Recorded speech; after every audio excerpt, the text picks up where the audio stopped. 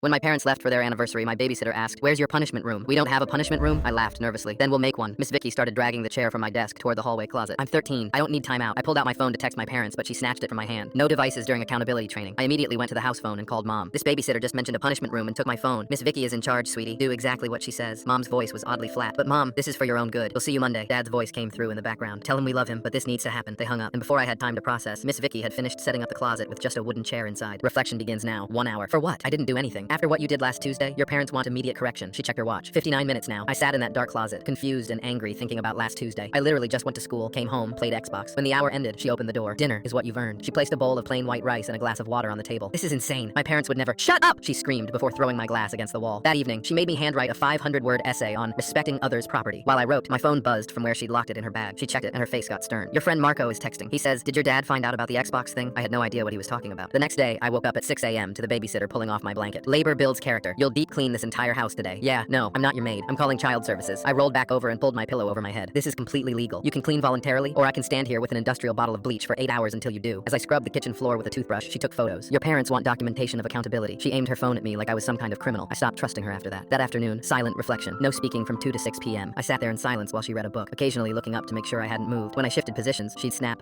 "Start over, 4 more hours." My sister texted and Miss Vicky read it aloud. "Tell him I'm sorry, but he shouldn't have used Dad's card for Xbox stuff." I never used Dad's card. I had my own debit card from birthday money. That evening, she made me watch a documentary about juvenile detention centers. Kids my age in orange jumpsuits talking about ruining their lives with one bad decision. "This could be your future if you don't learn now," she said during a scene about a kid who stole from his parents. "Your cellmate won't care that your ass is crying for mommy." "I didn't steal anything. Denial is expected. Your father found the charges Tuesday night." She pulled out her phone and laughed while she recorded me crying. "Your parents want to see what guilt looks like." But my parents still cut the crusts off my sandwiches and let me stay up as late as I wanted. Something wasn't adding up. The next morning, she woke me up at 5 a.m. by dumping a cup of ice water on my face. She took my mattress, dragging it to the garage. "Thieves in prison sleep on concrete. Consider this practice." Made me ask permission for bathroom breaks. 3 minutes maximum. Supervised. My best friend Reese managed to sneak a call through the landline. "Dude, Marco is freaking out. He said his mom wants to talk to your parents about paying them back." Beep. Miss Vicky unplugged the phone from the wall. That's another night on the floor. That afternoon, she pulled out printed pages. Bank statements with highlighted charges. 5 different charges of $99.99 each to Xbox Live. Still denying it? She pointed at the timestamps. 3:47 p.m. You were home from school. On Sunday morning, my sister called on Miss Vicky's phone. The babysitter finally let me talk but kept it on speaker. "Just confess already," my sister said. "They know everything." "What do they know? I didn't do anything." My sister sighed. "Marco's mom showed them the Discord messages, idiot." "What Discord messages?" "The ones where you taught Marco how to use Dad's credit card info for Xbox purchases without getting caught. Where you literally wrote, 'Keep it under $100 each time so it doesn't flag the bank and my dad never checks his statements anyway.'" Everything clicked. I had told Marco all that. I'd done it myself 3 times before and never got caught. But Marco was supposed to delete those messages. Miss Vicky took the phone back. "Your parents arrive in 2 hours. I recommend you prepare your confession." When my parents walked in, they looked exhausted. "Forget the money," Dad said. "We knew about that months ago. We were testing you." Mom nodded. "To see if you'd blame Marco. If you'd throw him under the bus to save yourself." I failed every test. "So here's what happens now," Dad continued, pulling out plane tickets. "Military school in Montana tonight." But Miss Vicky interrupted. "Actually, there's been a change of plans. Full story on channel. Link below."